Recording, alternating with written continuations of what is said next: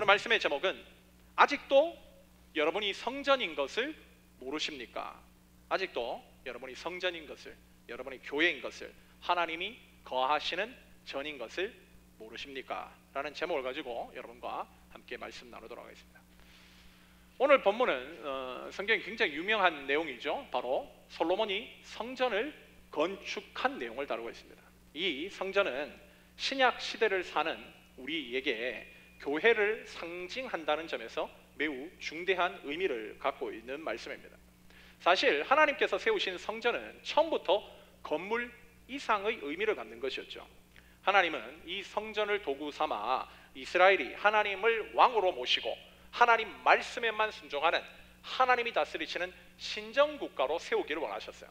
그래서 이 성전을 통해 죄인인 인간은 죄사함을 받고 거룩하신 하나님과의 교제를 회복할 수 있으며, 그분과의 친밀한 교제로 인해 이스라엘이 더욱더 거룩하게 되어 이스라엘뿐만 아니라 그들의 삶을 통해 모든 민족이 하나님께로 돌아오게 하는 복음의 도구로 이 성전을 세우신 겁니다. 그래서 이제 예수님도 이 성전에 대한 애착이 매우 깊으셨어요. 물론 이 애착은 건물에 대한 애착이 아닌 성전의 본질에 대한 애착입니다.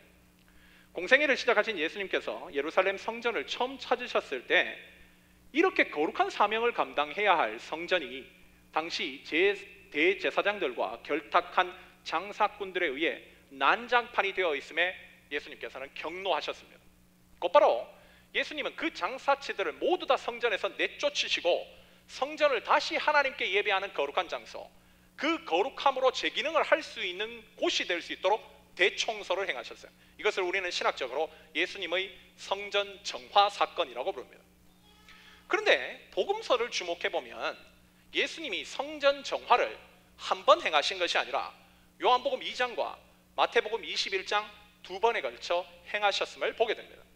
요한복음 2장은 예수님의 공생의 초기에 행하신 성전 정화 사건이고, 마태복음 21장은 예수님의 공생의 말기에 있었던 성전 정화 사건입니다. 요한복음 2장에서 처음 성전을 찾으신 예수님께서는 거룩한 성전이 돈벌이의 수단으로 전락해 있음에 경노하셔서 성전을 정화하셨는데, 3년을 지나 그 성전을 다시 찾아갔더니 그 성전이 또다시 인간의 욕망에 미쳐버린 사람들에 의해 더럽혀져 있더라는 거예요. 이 사실은 우리 그리스도인들에게 주는 의미가 매우 크다고 할 수 있죠. 신약을 살고 있는 우리의 몸은 하나님의 전, 즉 거룩한 성전입니다. 하나님은 우리의 몸을 하나님이 기뻐하시는 거룩한 성전으로 삼아 당신의 뜻을 행하기를 원하셨어요. 그래서 우리는 교회 건물을 교회라 부르지 않고 우리의 몸, 우리 성도들의 연합체를 교회라고 부르는 것입니다. 그러나 예수님 당시에 성전이 돈에 미친, 인간의 욕망에 미친 인간들에 의해 더럽혀져 있듯이 교회도 언제나 세상의 욕망으로 가득한 인간들에 의해 늘 오염될 수 있는 곳이라는 거예요. 그러기에 우리 그리스도인들의 삶의 방향은 이러한 예수님의 취지를 바르게 알고 언제나 거룩을 추구하는 삶이어야 된다는 것을 일깨워주는 것이죠. 만약 자신이 예수를 믿는다고 하고 하나님이 우리의 몸을 거룩한 성전으로 삼으시는 것을 분명히 알았음에도 하나님이 요구하시는 거룩을 추구하지 않고 세상 욕망으로 그대로 자신의 삶을 더럽히는 자들을 향해 사도 바울은 고린도전서 3장 16절과 17절을 통해 이렇게 경고합니다. 너희는 너희가 하나님의 성전인 것과 하나님의 성령이 너희 안에 계시는 것을 알지 못하느냐? 누구든지 하나님의 성전을 더럽히면 하나님이 그 사람을 멸하시리라. 하나님의 성전은 거룩하니 너희도 그러하니라. 즉 자신이 예수 그리스도의 고귀한 피로 구속을 받아 하나님의 자녀가 되었음에도 자신을 거룩한 성전 삼기를 원하시는 하나님의 뜻과 반대되어 세상의 욕망에 오염되며 욕망을 추구하고 살아가는 자들은 결국 구원받지 못할 것이라는 말씀입니다. 안타깝게도 오늘날 여전히 많은 사람들이 교회를 단순한 건물로 생각하고 이 건물 안에 들어와 자신이 예배드리러 앉아 있다는 이유만으로 구원받은 그리스도인이라고 착각하는 사람들이 너무나 많다는 것입니다. 그들은 예배를 통해 하나님의 뜻을 바르게 알고 삶의 현장에서 하나님 우선순위로 거룩하게 삶을 살아야 한다는 하나님의 소망을 마음속에 품고 살아갈 마음과 의지는 없어 보여요. 그들에게는 하나님보다 여전히 자기 자신이 중요합니다. 그들은 그저 주일날 교회 나갔기에 하나님이 자신을 천국 데려가야 된다고 생각하고 주중에는 아무런 거리낌 없이 자기 욕망을 위해 세상과 손잡고 세상과 하나 되어 하나님과 상관없는 삶을 살아가요. 그 사람은 자기가 하나님을 믿는다고 생각하지만 그들이 믿는 것은 자기 복음이지 예수님의 복음은 아닙니다. 그 삶은 구원받은 그리스도인의 삶이 아니라 구원과 관련 없는 불신자의 삶일 뿐이에요. 그런 사람들이, 이스라엘 백성들이 성전을 우상 삼고 그 건물 안에 자신들이 들어가 있으므로 구원받았다고 착각했다가 지옥에 버려졌던 것처럼 마지막 날 자신도 그런 비극을 맞이할 수 있다는 사실을 늘 각인하고 살아가야 된다는 거예요. 참된 그리스도인의 삶은 날마다 거룩하신 하나님과 교제하고 그 교제함을 통해 자신의 더러운 죄를 회개하고 회개한 자들에게 다시금 기회를 주시는 하나님, 그분의 말씀을 붙들며 우리의 몸을 거룩한 성전 삼기를 힘쓰는 삶입니다. 그런 사람들이 구원받는 것 당연한 것이죠. 특별히 오늘 본문은 그런 의미에서 하나님이 기뻐하시는 성전은 어떻게 세워지는지를 우리에게 알려주고 있는 말씀이에요. 우리 새로운 교회 성도들은 우리 자신을 하나님을 기뻐하시는, 즉 하나님이 기쁘게 받으시는 성전으로 세우기 위해 이 자리에 나와 있지 않습니까? 그렇다면 오늘 본문이 말씀하는 말씀을 통해 하나님의 성전은 도대체 어떤 요소로 세워지는지 제대로 살피고 그 원리들을 우리의 삶에서 추구한다면 우리의 삶은 더욱더 주님이 기뻐하시는 거룩한 성전으로 세워질 뿐만 아니라 마지막 날 주님 앞에 섰을 때 잘했다 칭찬받는 삶이 될 수 있을 것입니다. 그렇다면 오늘 본문을 통해 하나님이 기뻐하시는 성전은 어떠한 요소들로 세워지는지 오늘 말씀을 중심으로 여러분과 세 가지로 함께 묵상해 보고자 합니다. 첫째로, 하나님의 성전은 훈련을 통해 세워진다는 거예요. 우리 성도들의 몸은, 교회는 언제나 훈련을 통해 세워지고 훈련을 통해 더욱더 아름다워진다는 거예요. 오늘 본문 1절이 이렇게 시작하는데요, 6장 1절입니다. 우리 한 목소리로 함께 읽도록 하겠습니다. 본문 6장 1절 함께 읽습니다. 시작. 이스라엘 자손이 애굽 땅에서 나온 지 480년 이후 솔로몬이 이스라엘 왕이 된 지 4년 15월 곧 둘째 달에 솔로몬이 여호와를 위하여 성전 건축하기를 시작하였더라. 방금 지금 읽은 이 구절에는 이스라엘 자손이 애굽 땅에서 나온 지 480년 만에 성전이 지어졌다는 것을 말씀하고 있어요. 이 기간은 이스라엘이 처음 출애굽했을 때부터 광야 생활을 거치고 가나안 정복을 거치고 왕정 시대를 거쳐 솔로몬 통치 4년까지의 기간의 총합을 얘기하는 겁니다. 이 시간들을 우리가 한번 돌아보면 이 시간들을 과연 뭐라고 얘기할 수 있을까? 한마디로 정의하면 훈련이라고 얘기할 수 있어요.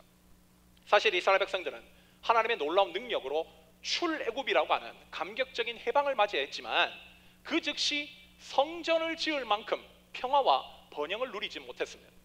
오히려 그들이 즉각적으로 체험한 것은 번영과 평화가 아니라 40년간 지속되었던 광야 훈련이었습니다.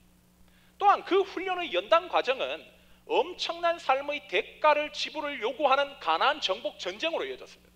그러다가 다윗 시대 후반기에 이르러서야 이스라엘은 조금씩 안정과 번영을 맛보기 시작했고 솔로몬 시대에 와서야 그 영광스러운 성전을 건축하기에 이를 수 있는 평화의 기반이 마련됐다는 거예요. 이것은 우리 그리스도인들 각자의 삶은 물론이고 우리 교회 역시도 이런 광야 훈련을 거칠 때에만 하나님이 기뻐하시는 거룩한 참 성전으로 세워질 수 있다는 것을 시사하는 것이죠. 사실 우리 인생에 훈련, 광야가 없다면 우리가 과연 하나님을 온전히 바라보고 의지할까요? 우리가 현재 그리스도의 은혜로 하나님을 믿고 산다고 해도 우리의 내면의 생각과 사고와 가치 속에는 여전히 세상의 찌든 때가 가득 묻어 있습니다. 그런 때를 벗기지 않고는 우리는 절대 하나님을 온전히 바라보지 못해요. 그분을 온전히 의지하기도 어렵습니다. 그저 그런 사람들에게 신앙이란 머리로 아는 지식 수준일 뿐 실천으로 이어지는 신앙이 되지는 않아요. 그렇다면 이런 신앙과 삶의 모순을 해결할 수 있는 방법이 뭔가? 그것이 바로 훈련이라는 거예요. 여러분도 아시다시피 2014년 4월에 한국에 비극적인 사건이 하나 발생하지 않습니까? 여러분도 잘 아다시피 바로 세월호 사건. 제가 그거를 보면서 느낀 게 뭐냐면 국가 위기 대처 시스템도 문제지만 정작 그런 위기가 닥쳤을 때 담당자들이 너무 멍청하게 대처했다는 거예요. 아니 그런 위급 상황에 어떻게 대응하고 어떻게 행동해야 된다는 매뉴얼이 없었을까요? 아니요, 매뉴얼 다 있었습니다. 배가 기울어지면 어떻게 해라, 언제부터 승객을 탈출시켜라, 어디에 연락하고 연락받은 부처는 어떻게 도움을 요청해라, 위기 대응 매뉴얼이 있었습니다. 그런데도 왜 비극적 참사로 그 사건이 결론 나고 말았는가? 바로 매뉴얼에 따른 훈련이 안 돼 있었기 때문에. 담당자들이 자신이 가지고 있는 매뉴얼은 그냥 책장에 꽂혀 있는 책일 뿐, 그 급박한 상황 속에서 어떻게 신속하게 대처해야 되는지 매뉴얼이 따른, 매뉴얼에 몸이 습득되도록 훈련하는 것이 전혀 되어 있지 않았어요. 그러기에 수없이 많은 어린 생명들을 바닷속에 죽게 만든 겁니다. 만약 대한민국에 선장과 선원들을 위한 강압적인 위기 대처 매뉴얼 훈련이 있었으면 어떻게 됐을까요? 저는 이 사건이 이렇게 결론나지 않았을 것이라고 생각합니다. 훈련이 없으니 비극을 피할 수 없다는 거. 매뉴얼이 있어도 훈련이 안 돼 있으면 그 매뉴얼은 나한테 무용지물이라는 거예요. 반대의 케이스도 있죠. 2009년 1월 15일에 뉴욕 라과디아 공항에서 승객과 승무원 155명을 태운 US 에어웨이 여객기가 이륙하자마자 약 지상 850m 지점에서 날아오는 조류대와 충돌하여 두 엔진 모두가 박살나는 일이 발생합니다. 한마디로 다 죽게 생긴 상황이 생긴 거예요. 그때 그 비행기의 기장이 비행 경력 42년의 베테랑 체슬리 설렌버거입니다. 그는 곧바로 꺼진 엔진이 이미 만들어 놓은 속도를 이용해서 비행기를 자신의 좌측에 보이는 뉴욕 허드슨 강으로 몰고 가요. 그리고 그 강 위에다가 비상착수를 시킵니다. 그리고 승무원들은 설렌버거 기장의 지시 아래 침착하게 승객들의 탈출을 도왔고, 결국 그 비행기에 탑승했던 155명 모두가 안전하게 구조됩니다. 더 놀라운 것은 그 비행기가 이륙하자마자 조류와 충돌하고 모든 승객이 안전하게 구조될 때까지 걸린 시간은 무려 208초에 불과했어요. 즉 4분도 안 되는 시간에 이 모든 것이 일어난 겁니다. 어떻게 이것이 가능했을까? 기자들이 준비를 하고 그 기장을 인터뷰하면서 발견한 사실이 뭐냐? 이 설렌버거라는 사람은요, 끊임없이 매뉴얼을 가지고 반복된 훈련을 했어요. 설렌버거는 비행 조종 훈련 매뉴얼에 따라 평소 비행기를 바다나 강에 비상 착수시키는 훈련을 계속해온 사람입니다. 여러분, 바다에 착륙하거나 강에 착륙할 때 가장 중요한 것은 두 날개를 동시에 수면에 닿게 하는 거예요. 만약 한쪽이 먼저 닿으면 비행기가 곤두박질을 치거나 박살이 납니다. 이걸 계속해온 거예요. 그 끊임없는 훈련이, 매뉴얼에 따른 그 끊임없는 자신의 훈련이 생사의 기로에 선 절제절명의 위기를 만났을 때 본능적으로 자신뿐만 아니라 모두가 살 수 있는 길로 인도한 거예요. 여러분, 이것이 의미하는 바가 참으로 저는 크다고 생각합니다. 많은 성도들이 목사님, 제가 어떻게 하면 신앙생활을 잘할 수 있을까요? 어떻게 하면 제가 하나님 기뻐하시는 훌륭한 그리스도인이 될 수 있을까요? 저에게 묻습니다. 저는 대답은 오직 하나라고 생각해요. 그 길은 말씀대로 사는 길을 훈련받는 길밖에 없다. 매뉴얼에 따른 훈련밖에 너의 삶을 그렇게 만들 수 있는 길은 없다. 저는 이렇게 대답해요. 내가 좋은 그리스도인이 되고 싶다고, 영원한 하나님의 나라에 들어가고 싶다고 한다면 그 길은 오직 하나, 하나님의 훈련에 적극적으로 나를 맡기는 길밖에 없다는 거예요. 현재 많은 청년들이 고민하고 있는 것이 바로 내일에 대한 불안이지 않습니까? 나는 앞으로 뭘 먹고 살지? 결혼하고 자식 생기면 지금 둘이 살아도 재정이 이 정도 드는데 그거보다 더 많이 들 텐데 아이들에게 들어가는 돈이며 의식주에 관련된 거 어떻게 해결하지? 집은 어떻게 해결하지? 고민이 많을 거야. 그래서 뭔가 예전에는 하나님을 좀 추구했던 사람인데 지금은 그런 가시적인 문제 앞에서 신앙은 이미 뒷전으로 넘겨놓고 오직 세상적인 것에만 목숨 매어 살아가는 사람들이 너무 많습니다. 일면 이해는 가요. 그러나 여러분, 신앙은요, 초점이에요. 신앙은 초점입니다. 다른 게 아니에요. 하나님만 바라보는 그 포커스 온 되어 있는 훈련이 신앙이에요. 내가 어떠한 위기와 어떠한 어려움과 세상의 걱정과 가시적인 염려들이 내게 몰려온다 할지라도 내 신화사는 하나님 한 분만을 바라보는 데 있어서 절대 흔들리지 않아. 이거를 여러분 키우는 게 신앙생활입니다. 그런데도 이상하게 한때 신앙생활 뜨겁게 했던 사람들이 내일에 대한 고민과 염려가 심해지면 그 하나님을 향한 초점을 잃어버려요. 그리고 그 초점을 잃어버리면 희한하게도 하나님 말씀이 안 들어와요. 그러면서 교회 안에 그냥 앉아 있는다고 자신의 고민이 해결된다고 생각하는데 절대 그렇지 않습니다. 이미 초점이 잃어버렸는데 어떻게 말씀이 들어와요? 이미 순종할 생각이 없는데 어떻게 그 삶이 회복됩니까? 그 사람들은 여전히 세상을 열심히 추구하죠. 왜? 그것이 자신의 가시적인 문제를 해결할 수 있는 유일한 길이라고 생각하니까. 그렇게 되면 세상에서 입에 풀칠하는 문제는 해결시켜 줄 수 있을지 몰라도 여러분, 영원한 하나님 나라와 계속 멀어지게 되어 있습니다. 여러분, 이럴 때 이 사람에게 필요한 게 뭘까요? 바로 훈련이에요. 하나님은 우리가 이런 내일에 대한 염려가 심해지면 내가 반드시 망하는 길로 간다는 것을 하나님 너무나 잘 아시기 때문에 때론 강압적이라도 매뉴얼에 따른 훈련의 장소로 하나님 그 사람 데리고 들어갑니다. 그것이 내일을 추구하는 나의 계획이 완전 박살나는 아픔이든, 내가 추구하는 것으로, 즉 세상으로는 절대 해결될 수 없는 가까운 사람의 아픔이나 죽음이든 사고든, 세상에서는 절대 해결할 수 없는 인간의 절망적인 장소로 우리를 데리고 들어가세요. 그리고 거기서 훈련시키세요. 왜? 그곳으로 가야 하나님이 내 문제 해결하지 못하잖아 라는 죽은 신앙을 버리고 하나님밖에 없다라고 하는 살아있는 신앙으로 부활할 수 있기 때문에. 우리가 지난 금요일 때도 보았지만 다윗이 시편에 참 많은 소중한 시를 썼는데 그 중에서도 가장 아름다운 시가 바로 23편이라고 얘기하지 않습니까? 그 24편의 4절의 내용이 뭐예요? 내가 사망의 음침한 골짜기로 다닐지라도 해를 두려워하지 않을 것을. 우리는 이런 구절을 읽을 때마다 참 많은 의문을 가집니다.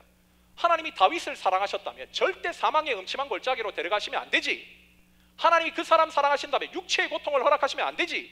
하나님이 그 사람 예쁘시게 하셨다면 경제적으로 어려움 겪게 하지 말으셔야지. 왜 그렇게 사망의 음침한 골짜기에서 헤매게 하시고 병 주고 약 주시냐? 이런 얘기를 해요. 왜 그렇습니까? 이유는 간단합니다. 바로 하나님께서 나와 함께 하신다는 사실을 깨닫게 해주시기 위해서, 주의 지팡이와 막대기가 나를 보호하시고 안위하신다는 사실을 참으로 경험하게 해주시기 위해서 하나님께서 그리로 데리고 가시는 거예요. 여러분, 사망의 골짜기를 가본 사람만 이론적으로 하나님을 믿는 죽은 신앙에서 벗어나 삶을 통해 나와 진짜 함께 하시는 하나님, 그 체험적인 하나님을 진짜 믿고 섬기게 돼요.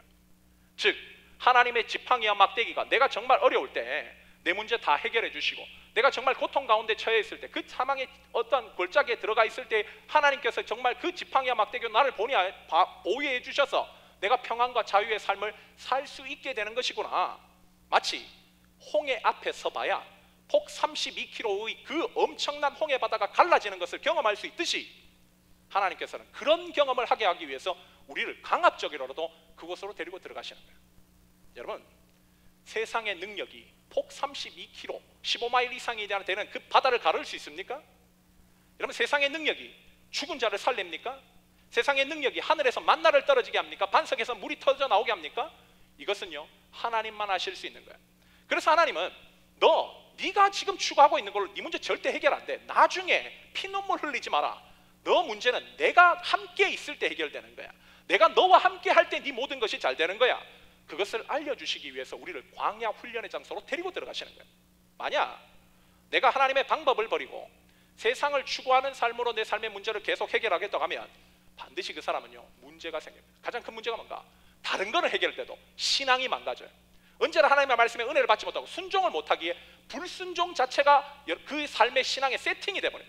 그렇기 때문에 말씀과 삶이 계속 이원화되어 있는, 그래서 절대로 삶과 신앙이 같지 않는, 여러분, 그렇게 주님과의 관계에 불편함을 가지는 것이 축복입니까? 아무리 좋은 차 자고 좋은 집 가지고 많은 것들을 누린다 할지라도 주님과의 관계가 불편한데 그것을 어떻게 신앙이라 할 수 있어요? 그리고 그런 삶의 방식을 어떻게 믿는 자가 테이크합니까? 말도 안 되는 일이죠. 그러기에 여러분 가운데 혹 내 계획과 내 방법과 내 뜻대로 안 되는 문제가 생겼을 때 하나님을 그저 원망하고 탄식할 것이 아니라, 하나님께서는 이런 상황을 통해서 나에게 진짜 살아계신 하나님을 경험하게 해주시려고 이러시는구나. 이 상황을 통해서 초점 잃어버리지 말고 오직 주님만 붙들고 주님 의지함으로 이 상황을 타개해 나가라고 말씀하시는구나. 이걸 깨닫고 그렇게 나아갈 때 그 사람의 신앙은 더욱더 뜨거워지고, 그럴 때 먼저 그의 나라와 의를 구하는 자들 가운데 모든 것들을 더하시는 하나님의 역사를 경험하게 되는 거예요. 여러분, 진짜 하나님의 자녀들은 인생의 어려움이 닥칠 때에 드러나는 법입니다. 그때 진짜가 아닌 사람들은 세상을 추구하지만 진짜들은 하나님을 추구해요. 순종하는 거예요. 물론 어렵죠. 그러나 날개질을 합니다. 어떻게든 여기서 하나님 뜻대로 살아보려고 해요. 그때 우리의 삶에 작은 기적의 태양은 떠오르기 시작하고 그 결과 찬란한 하나님의 영광이 우리의 삶에 임하게 된다는 거, 이것이 바로 오늘 본문이 성전은 이런 노서로 주어진 거야 라고 말씀하시는 오늘 본문이 우리에게 주고 있는 첫 번째 메시지입니다. 둘째로, 하나님이 기뻐하시는 성전이 첫 번째는 훈련을 통해 세워진다면 두 번째는 연합과 동역으로 세워져요. 즉 하나님이 기뻐하시는 성전, 교회는 연합과 동역으로 세워진다는 거, 이것이 바로 또 오늘 본문이 주고 있는 두 번째 메시지죠. 오늘 본문 5절과 6절이 이렇게 말씀하는데요, 5절을 우리 형제들이 읽고 6절을 우리 자매들이 한번 읽도록 하겠습니다. 오늘 본문 열왕기상 6장 5절과 6절입니다. 먼저 형제들부터 읽을게요. 시작. 또 성전의 벽 곧 성소와 지성소의 벽에 연접하여 돌아가며 다락들을 건축하되 다락마다 돌아가며 골방들을 만들었으니 하층 다락의 너비는 5규빗이요 중층 다락의 너비는 6규빗이요 셋째 층 다락의 너비는 7규빗이라. 성전의 벽 바깥으로 돌아가며 턱을 내어 골방 들보들로 성전의 벽에 박히지 아니하게 하였으며. 자, 여기 있는 이 구절들은 성전 외벽에 설치되어 있는 다락방 구조에 대해서 지금 설명하고 있는 거예요. 5절을 보면 성전에는 여러 개의 다락방들이 성전 벽을 따라 있었다는 거예요. 또 성전 계단을 통해 상중하 3층으로 되어 있었는데, 특별히 여기에 있는 이 다락방들은 오늘 본문을 보면 그것을 골방이라고 불렀다고 얘기합니다. 이 방들은 제사장들의 업무 공간 및 성전에 기거하는 제사장들을 위한 방으로 사용됐어요. 근데 이 골방은 그런 용도로 사용됐지만 영적으로는 우리 성도들 개개인을 상징합니다. 그렇게 이런 골방들이 성전을 둘러싸고 있었다고 하는 것은 성도들에 의해서, 더 구체적으로 하면 성도들의 연합에 의해서 성전이 세워진다라는 것을 상징하는 것이죠. 그러기에 신약에서는 건물로서의 성전이 아닌, 즉 성도들의 연합에 대한 교회, 그런 구조에 대한 부분들의 강조만 있는 거예요. 즉 건물로서의 구조에 관심을 가지는 것이 아니라 성도들의 연합, 동력으로서의 교회를 강조합니다. 이 말을 다른 말로 하면 성도 한 사람은 약할 수 있지만 제대로 연합되고 제대로 동력되는 교회는 강할 수 있다는 거예요. 사실 저는 동력이라고 하면 생각나는 하나의 사건이 있어요. 그것이 2002년이죠. 2020년 아니고 2002년에 여러분들도 다 알다시피 우리 한국 국가 축구 대표팀이 월드컵 4강에 올라가지 않습니까? 그 전까지는 뭐 한국 축구만 하면 전부 다 눈물 나죠. 2번 다시는 안 본다 그러다가 애국심으로 다시 보고 그런 것만 계속 있었는데, 월드컵에 6번인가 나가서 한 번도 승리를 거둔 적이 없어요. 잘해봤자 무승부 아니면 대패. 그런 축구 변방의 나라가 2002년도에 월드컵에 나가서 기적적으로 4강이라고 하는 어마무시한 성적을 냅니다. 그 당시 대한민국 경기력을 보고 전 세계가 원더폴이라고 외쳤어요. 그렇게 4강 신화를 만들어내는데 1등 공신이 바로 그 당시의 대표팀 축구 감독이었던 거스 히딩크 아닙니까? 그가 이런 결과물을 만들어내자 그의 리더십이 온 언론의 집중 조명을 받았어요. 지금까지의 대한민국 리더십은 실망의 리더십입니다. 조선 왕조로부터 역대 대통령까지 사람들이 느낀 바는 다 실망해요. 그런데 어떻게 이런 리더십이 와서 불가능하다고 여겨지는 그 일을 가능케 만들었는가? 난리가 났습니다. 어느 신문기자는 그의 리더십에 감동해서 당신 한국 대통령에 출마해 볼 생각이 없나? 이렇게 우스갯소리를 던졌어요. 그때 히딩크가 한 말이 이거예요. 저는 영웅주의를 좋아하지 않습니다. 저는 다만 제가 할 일을 했고 내가 할 수 있는 일만 했을 뿐입니다. 이렇게 대답을 했어요. 히딩크는 자신이 감독으로서 해야 할 일만 했고 나머지는 선수들이 한 거라는 거예요. 이것은 단순하게 그냥 립서비스로 던지는 겸손의 표현이 아니었습니다. 사실 그때까지 뭐 여기 형제들 다 축구 좋아하니까 저보다 더 잘 알겠죠. 대한민국에 누가 걸출한 슈퍼스타가 있었습니까? 그렇게 히딩크는 이 대표팀을 맡고 그 사실을 정확하게 인식하고 한국 축구의 전략을 철저한 세트 플레이에 맞췄어요. 세트 플레이가 뭐예요? 한 사람의 역량에 초점을 맞추는 것이 아니라 팀 전체가 약속된 전술을 구사하여 골을 넣는 거잖아요. 히딩크는 이걸 집중적으로 조련시킨 거예요. 그래서 수비도 한국 수비수가 어떻게 뭐 지단이나 이렇게 유명한 선수들을 커버합니까? 그러기에 뛰어난 선수가 공을 잡으면 동역해서 한 사람이 아닌 때로 달라붙어서 공을 뺏는 전술. 이 철저한 동역과 연합의 전술이 월드컵 4강이라는 기적을 만들어냈다는 거예요. 저는 교회의 성공적인 사역의 비결 역시도 여기 있다고 생각해요. 하나님은 우리가 연합하고 동역하여 세워지는 교회가 되기를 원하세요. 우리가 매주 개인적으로 이렇게 예배에 나와 예배를 드리는 것도 중요하고 개인적으로 나와 성경 공부를 하는 것도 중요하지만 궁극적으로 하나님의 영광이 되는 내가 교회가 되려면 철저하게 동역과 연합으로 가야 돼요. 즉 내 혼자 말한 신앙에서 탈피하여 성도가 더욱더 연합하고 동역하는 교회가 될 때 그 교회는 강력해지는 거예요. 저는 사역을 하면서 우리 교회가 그래도 귀하게 동역하고 있는 것을 볼 때 참 감사한 마음이 많이 듭니다. 뭐 리더들을 비롯해서 미디어팀, 바나바, 뭐 수련회 때도 아침 식사 준비한다고 막 자매들 나오고 또 점도에 힘쓰고 얼마나 귀한지 몰라요. 어제는 또 우리 한 형제가 축구팀 만들어가지고 교회 형제들의 교제를 돕겠다고 막 그러고 얼마나 감사해요. 그럼 교회는요 그냥 나와서 앉아 있는 곳이 아니에요. 그건 초신자들이 그렇게 하는 거죠. 어떻게든 내가 할 수 있는 일이 뭔가, 어떻게 동역할까, 어떻게 연합할까, 그 애쓰고 고민하고 실천하는 것이 교회입니다. 그래야 교회가 든든하게 세워져요. 이게 동역의 파워거든요. 저는 교회 안에 아무리 한 사람의 능력이 탁월해도 다른 교인들과 조화를 이루거나 격려하고 동역하는 일에 그렇게 드러나지 않는다면 어떻게 보면 그 사람이 굉장히 위험할 수 있다고 생각해요. 만약 우리 중에 어떠한 특정인들하고만 어울리고 특정한 성별하고만 계속 어울리면서 조화와 연합에 관심이 없다, 또 누군가는 자신의 능력만 과신하는 나머지 타인을 세우는 데 관심이 없다, 그 사람이 그 개인은 얼마나 잘났는지 몰라도 주님이 주목하시고 하나님이 사용하시는 데 적합한 사람은 아니에요.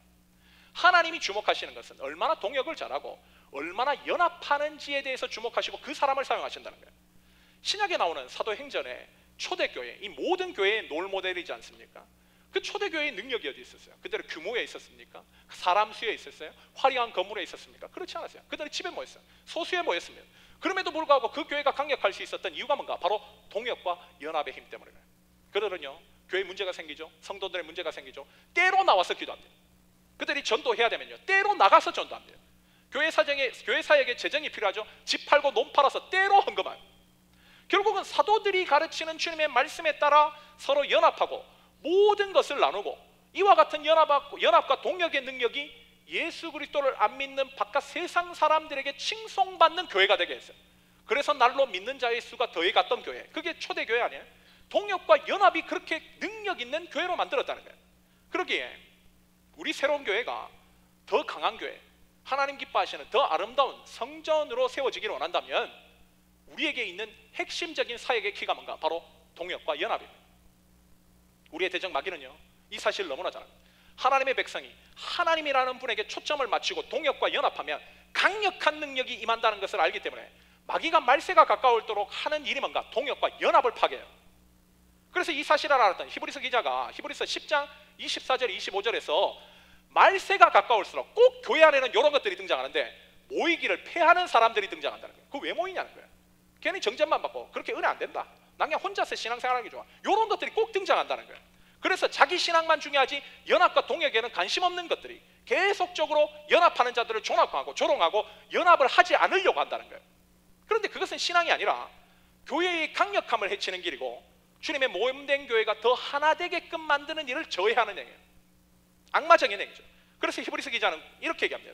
서로 돌아보아 사랑과 선행을 격려하며 오직 권하여 그날이 가까움을 볼수록 더 모이기 힘쓰는 교회가 되자, 더 연합하는 교회가 되자, 더 동역하는 솔선수범의 공동체가 되자.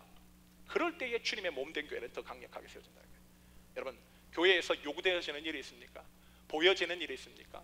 연합을 해야 되는데 내 몸이 피곤하고 여러 가지 상황 속에서 주저되는 일이 있습니까? 여러분, 주저하고 안 하는 건 마귀적인 거예요. 어떻게든 연합하고 동역할 때 주님의 몸된 교회는 더욱더 강력하게 세워지고 우리 교회를 통해서 생명의 역사는 더 넘쳐난다는 것, 이것이 바로 오늘 본문이 주고 있는 두 번째 메시지. 마지막으로 하나님 기뻐하시는 성전은 첫 번째가 훈련, 두 번째가 연합과 동역에 있다면 마지막은 순종에 있어요. 순종. 즉 하나님이 기뻐하시는 교회는 순종을 통해 세워진다는 거예요. 오늘 보면 12절과 13절이 이렇게 얘기하는데요, 우리 형제들이 다시 한번 12절 읽고 우리 자매들이 13절 읽는 순으로 우리 두 구절을 읽도록 하겠습니다. 먼저 형제들부터 읽을게요. 시작.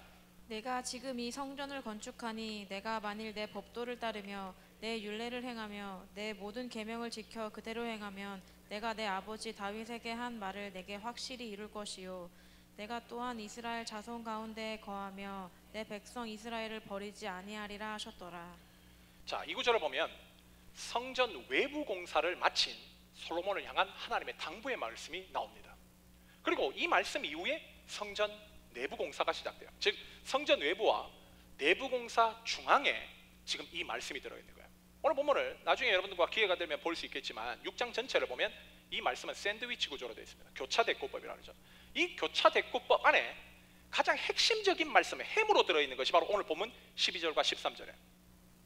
즉 하나님께서 성전에 있어서 가장 핵은 뭔지 알아? 바로 이거야, 이렇게 얘기하시는 거예요. 그 핵이 뭐예요?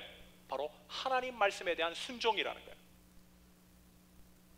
이 말씀은 솔로몬과 이스라엘 백성들이 아무리 값비싸고 아름다운 재료를 총동원해서 성전의 외부도 꾸미고 성전의 내부를 장식한다 해도 거기 반드시 있어야 할 핵, 하나님의 말씀에 대한 순종이 없다면 그 성전 아니라는 거예요.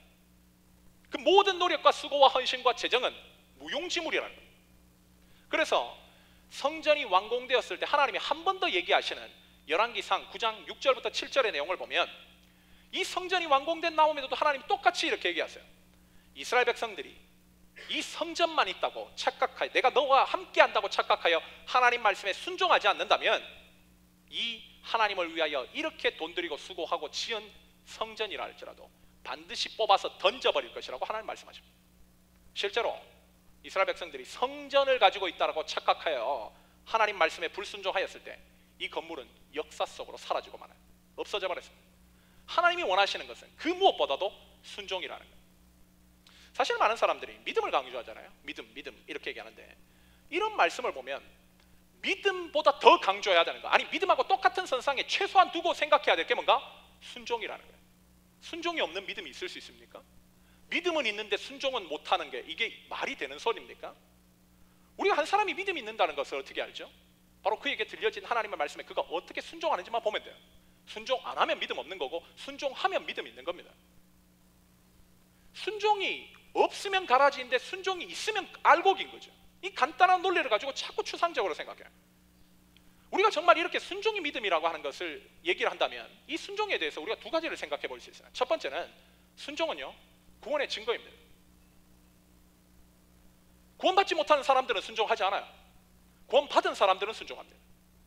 즉 구원은 믿음의 증거이자 구원의 보증서인 거죠. 그래서 성경은 계속 순종을 강조하는 거예요. 예수님도 이렇게 얘기하십니다. 마태복음 7장 26절을 보면 나의 이 말을 듣고 행하지 않는 자, 불순종하는 자는 그 집을 모래 위에 지은 어리석은 사람 같으니 마지막 날이 되면 견디지를 못하고 다 결국 주저앉아 버린다는 거예요. 아무리 멋있는 거 세워도 순종 안 하면 끝이라는 겁니다.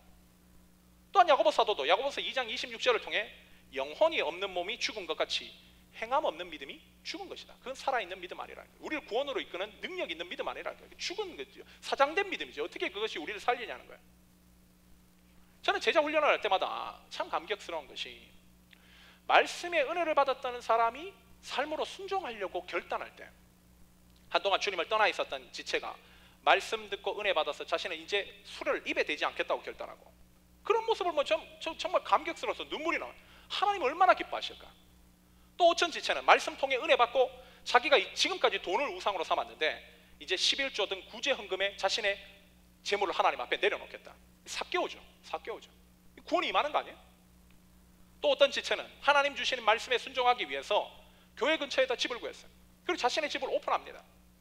여러분, 그 친구가 뭐 자신의 집을 뭐 오픈 그렇게 구할 때 뭐 직장이 여기 있어 가지고 구한 겁니까? 멀리 있는데도 구하는 거 아니에요? 그랬더니 직장이 가까이 되는 거 아니에요? 선순종 후에 아무리 얘기해도 언제나 자기 계산이에요. 직장이 멀어요, 뭐 어디 멀어요. 여러분, 제가 항상 보면요, 피곤이 의지를 못 이겨. 그러니까 의지가 아무리 강해도 피곤을 의지가 넘어서기가 힘들어요. 시간이 지나면 피곤이 의지를 장악합니다. 그런데 뭐 그 피곤한 몸을 이끌고, 이번 주에도 수요일이니까 사람들이 너무 피곤해 보여요. 근데 나도 그렇거든. 내가 만약에 교회 왔는데 말씀 들으러 와야지, 불타오를 때 가능하죠. 뭐 백리가 있어도 오죠. 근데 피곤하면 여러분, 또 돌아가야 되는데 이 생각하면요, 올 마음이 듭니까? 오면은 좋다 그래요. 근데 오기 전까지 얼마나 많은 유혹이 있냐고요. 결국 신앙이 결국 살린다 해도 결국 삶이 결국은 더 우선이에요. 여러분, 순종할 때 역사가 나타나는데 순종을 하지 않고 역사가 나타나면 순종하겠다 그러니 신앙을 역으로 가는 거 아니에요? 결국 머리 쓰고 이것저것 다 생각하니 주님의 나라와 의를 위해서 젊었을 때라도 순종해야 되는데 그때도 없는 거예요. 언제 합니까? 언제? 그렇게 순종하지 못하면 어찌 그 사람이 하나님의 백성이라고 할 수 있을까요? 여러분, 잊지 마십시오. 하나님의 나라와 의를 위해서 가장 먼저 이것을 추구하는 삶이 하나님의 백성이고, 그 사람들 하나님의 말씀에 순종해요. 그리고 하나님은 그 순종하는 사람을 도우세요. 먼저 그의 나라와 의를 구하면 그 모든 것들을 너희에게 더하신다잖아요. 먼저 구하면 더하시는 거 아니에요. 더하셔서 구하는 게 아니라는 거예요. 여러분, 우리가 순종할 때 역사가 펼쳐진다는 사실을 우리가 항상 각인하고 살아야 돼요. 이게 믿음입니다. 또 하나 더 생각해 볼 수 있는 것은, 순종은 우리의 삶의 속도를 빨라지게 해요. 우리의 신앙의 레벨을 빨라지게 올라가게 만듭니다. 순종 안 하면 굉장히 더뎌요. 근데 순종하면 굉장히 빨라져요. 사실 우리의 신앙은요, 몇 단계가 있습니다. 그런데 한 단계를 언제나 올라갈 때마다 필요한 게 뭔지 아세요? 순종이에요. 순종하지 않으면 업그레이드가 안 돼요. 순종하지 않으면 오히려 다운그레이드가 돼요. 근데 순종하면 업그레이드가 돼요. 빨리빨리 하면 더 빨리 올라가는 거죠.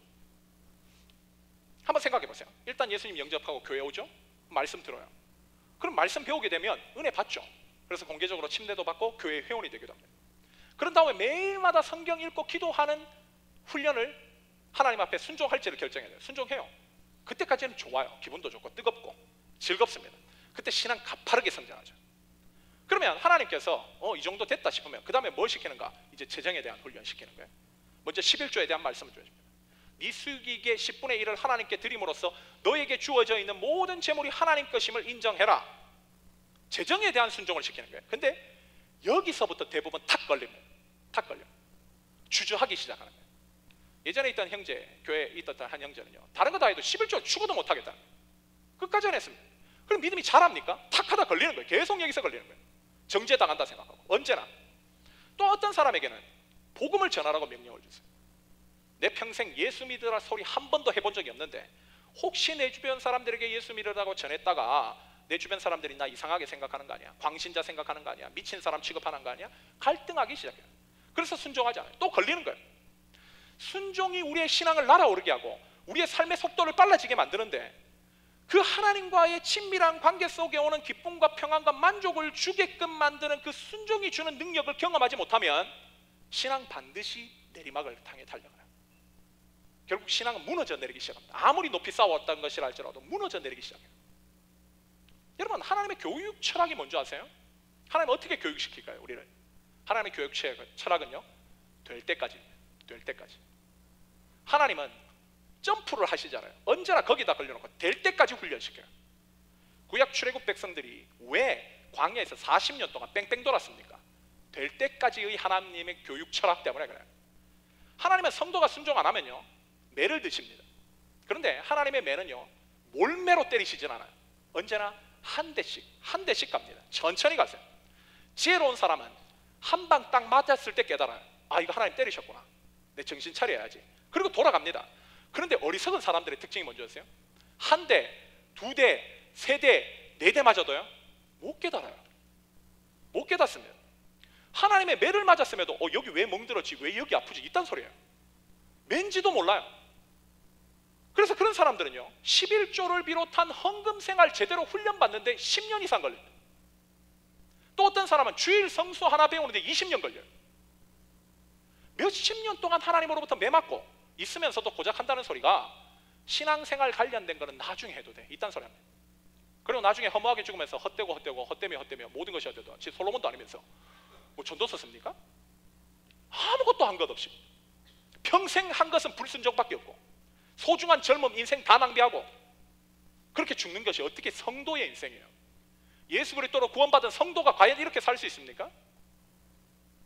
진짜 성도의 삶은요, 하나님 믿자마자 하나님 시키는 거 다 아는 거예요. 11조 배우면 한 주면 하고 주일 성수 2주면 다 배우고 기도 생활 한 달이면 숙달 되는 거, 완전 세팅돼 버린 거. 여러분, 이게 성도의 삶 아니에요? 그럼 그 사람 하나님 뭐라 그러실까요? 아, 이 녀석은 뭐지? 뭔데 이렇게 순종을 잘하는 거야? 이놈 내가 귀하게 써야 되겠다. 내가 너 앞으로 주목할 거야. 정말 성령의 놀라운 능력이 너와 늘 함께 할 거야. 이런 귀한 녀석 껄껄껄 웃으시지 않을까요? 여러분, 이런 사람이 성경에 보면 아브라함이에요. 아브라함의 트레이드 마크가 뭐예요? 순종이잖아요. 순종. 이 사람 얼마나 대단하냐면요, 대부분 언제 하나님 앞에 순종하는가? 인생 괴로울 때 순종합니다. 물론 인생이 괴로울 때도 순종 안 하는 어리석은 인간들이 많아요. 대개는 인생 괴롭고 인생 어렵고 삶의 시험이 크게 오면 그제서야 대체적으로 하나님 말씀에 순종하려고 해요. 그런데 아브라함은 뭔가 달랐어요. 물론 그가 우리가 배운 대로 인생 실패자였습니다. 그런데 그가 하나님 말씀에 순종해서 우상의 도시 갈대아 우르를 떠나 가나안 땅으로 들어왔잖아요. 그리고 여러 인생의 어려움 가운데서 계속 하나님의 말씀에 순종함으로 나갑니다. 그러다가 그가 그토록 기다리고 소원했던 아들 이삭을 얻게 됐어요. 대개 이럴 때 사람들은 어떻게 하는가? 자기 소원이 이루었기 때문에 그때부터 하나님 버리죠. 하나님 추구했던 거 그렇게 열심히 다 안 합니다. 하나님을 떠나지는 않더라도 그렇게 신앙이 뜨겁지는 않아요. 왜? 지 원하는 거 얻었으니까. 근데 아브라함의 대단함이 뭐냐면 성경은 그의 순종을 이렇게 표현해요. 그가 이삭을 낳은 지 8일 만에 할례를 행하였더라. 여러분 이게 무슨 말이에요? 당시에 마취제도 없죠. 수술용 메스도 없습니다. 병원도 없던 시절이에요. 지금처럼 좋은 의료 시설 가운데 그렇게 할례를 받아도 일반적으로 어린아이들 일주일 동안 거의 뭐 아픔 가운데서 고통 가운데 부르부르 떨죠. 근데 지금 생후 8일 된 갓난아이, 지금같이 자식에게 미쳐있는 부모라면, 아브라함처럼 그렇게 어렵사리 얻은 이 귀하고 귀한 아들이라면 뭐라 그랬을까요? 하나님 저 싫어요. 우리 애 너무 아파해서 싫어요. 우리 아픈 거 싫어요. 나중에 할게요. 이러지 않았을까요? 근데 아브라함이 대단한 게 뭔지 아세요? 했다는 거예요. 순종했다는 거예요. 말씀대로 난 지 8일 만에 할례 행했다는 거예요. 지 자식 아픈 것보다 하나님 말씀에 순종하는 것이 더 중요한 사람이었다는 거예요. 여러분 이게 진짜 믿음이죠. 진짜 믿음이죠. 그래서 그의 삶이 복되고 영원한 믿음의 조상으로 세워진 거 아니에요? 일단 우리 자신에게 한번 질문해 봐야 돼요. 우리 정말 복받은 사람인가? 우리 정말 그리스도인인가? 여러분이 정말 하나님의 백성이라면 여러분 어려울 때 기도해서 하나님이 응답해 주셨어요? 많은 은혜를 베풀어 주셨어요. 그리고 지금의 여러분이 있게 됐습니다. 참 하나님 앞에 기도하고 하나님으로부터 은혜 받은 지 지금 뭐 어떻게 보면 시간이 여러 차이가 있겠지만 지금까지 그때와 삶을 돌아보면 여러분 얼마나 아브라함처럼 더 순종적인 사람이 됐습니까? 어려울 때는 하나님과의 관계가 뜨거웠는데 여러 문제 해결되니까 신앙 싸늘하게 식어가지고 오히려 하나님보다 세상 추구하는 이런 짓 하고 있고, 내 신앙은 오히려 하나님과 상관없는 삶으로 가고 있는 이런 처지로 곤두박질 쳐 있는지, 아니면 아브라함처럼 내 지금 편안한데도 하나님 말씀하시면 무조건 순종하겠다, 이런 신앙의 경지로 올라와 있는지 한번 비교해 봐야 되지 않나요? 하나님의 은혜를 받고 나서 나의 삶은 이전보다 더 겸손해졌어. 하나님의 역사를 체험하고 나서 나는 더 순종적인 사람이 됐어. 하나님의 놀라운 능력 때문에 나는 더 헌신하는 사람이 될 거야. 그렇게 된 것이 아니라 여전히 문제만 만나면 주님 찾고 문제 해결되기 위해서 주님을 의지하려고 하지도 않고 차디찬 모습으로 세상과 양다리를 걸치고 있는지는 아닌지 우리는 돌아봐야 된다는 거예요. 많은 사람들이 이런 잘못된 신앙생활을 합니다. 성경은 이런 사람은 구원받지 못한 사람이고 어리석은 사람이며 또 어떻게 보면 구원에서 떨어질 위기의 존재들이라고 얘기해요. 성경은 오늘 말씀을 통해 우리에게 정말 너희가 하나님 기뻐하시는 성전이 되기를 원한다면 성전이 지어질 때 반드시 필요한 이 요소들이 너희의 삶에 있는지를 점검해 보길 요구하세요. 진짜 성도들은 하나님이 주시는 훈련을 감사함으로 받아들이고 그 훈련 속에서 오직 하나님만을 향해서 초점을 맞추는 신앙에 최선을 다하는 사람이고, 성도와의 동행과 연합의 자리에서 어떻게든 자신의 시간과 물질과 헌신을 들여 교회가 아름답게 세워지기를 최선을 다하는 사람이며, 하나님이 어떤 말씀을 하시든지 그 말씀에 순종하기 위해서 모든 것들을 거는 사람, 이게 바로 하나님 기뻐하시는 성전의 모습이고 교회의 모습이라는 거예요. 그러므로 여러분의 삶이 영원히 하나님이 거하시는 복된 삶이 되기를 원한다면 우리의 삶에 성전으로서 반드시 있어야 할 이러한 요소들이 잘 자리 잡고 있는지 돌아봐야 됩니다. 우리는 하나님의 훈련에 최선을 다하고 있는가? 우리는 교회의 동역에 내 시간과 내 물질과 내 헌신을 사용하고 있는가? 우리는 하나님의 말씀에 순종하고 있는가? 이 기준에 우리의 삶을 들여다보고 잘못된 것이 있다면 그것을 고치고 맞출 때에 우리의 삶은 하나님 기뻐하시는 거룩한 성전이 될 뿐만 아니라 우리의 삶을 통해 하나님께서 놀라운 구원의 역사, 놀라운 생명의 역사, 하나님이 동행하시는 놀라운 은총의 역사를 베풀어 주신다는 것, 이것이 바로 오늘 본문이 우리에게 주고 있는 참된 메시지입니다. 오늘 참석한 모든 새로운 교회 성도들이 이렇게 배운 신앙의 요소들을 우리의 삶 가운데 쑥달이 될 수 있도록 순종하고 맞추는 성도들 되셔서 하나님이 기뻐하시는 성전으로 주님과 함께 가며 늘 영적으로 승승장구한 복된 삶 사시기를 예수님의 이름으로 간절히 축원합니다. 우리 다 같이 한번 기도하도록 합시다.